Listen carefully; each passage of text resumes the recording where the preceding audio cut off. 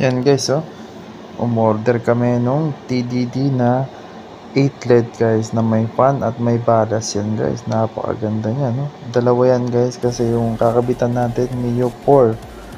Dalawa yung headlight nun kaya yan dalawa in order natin na TDD. Yan, buksan lang natin tong isa. Minsan open na natin. Same lang naman yan. Parehas white ang kulay. Napakalakas nito at napakaganda nito guys.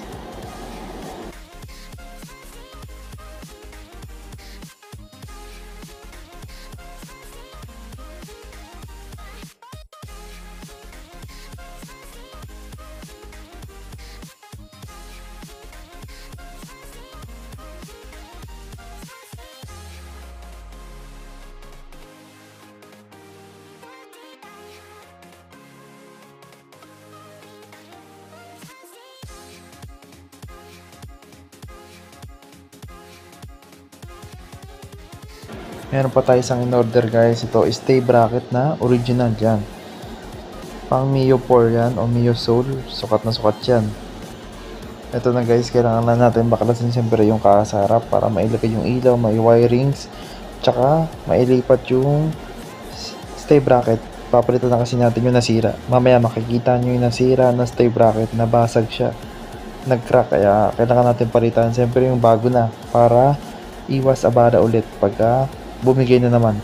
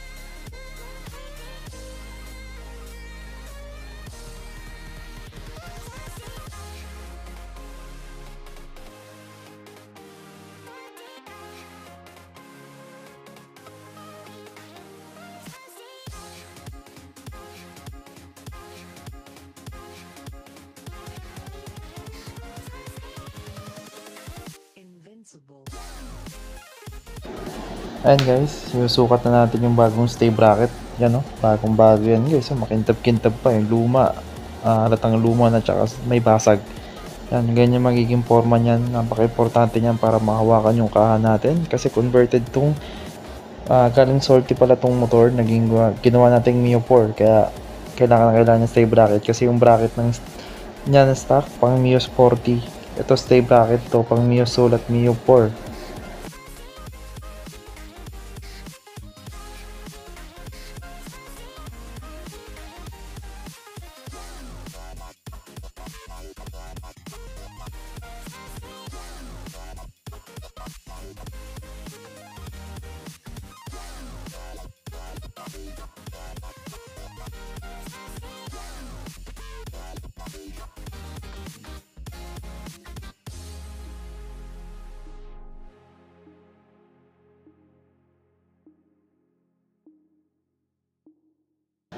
Ito guys, yan, oh.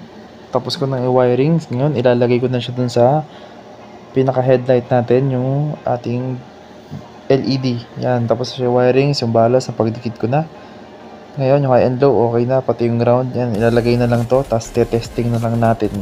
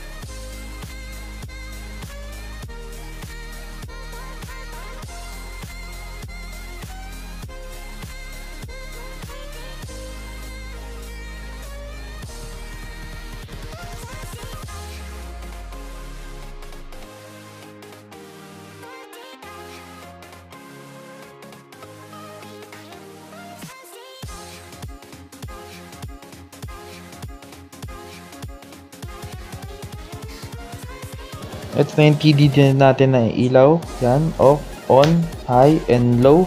Napakalakas yan guys sa personal. Yan sa video. Ewan ko napapansin sa video pero sa personal napakalakas yan. Pag nasa harap ka, siguradong masisilaw ka guys. Yan o, ang ganda yan. Lakas yan. High and low. Mataas lang yung high lang talaga yan guys. Pero all goods na all goods.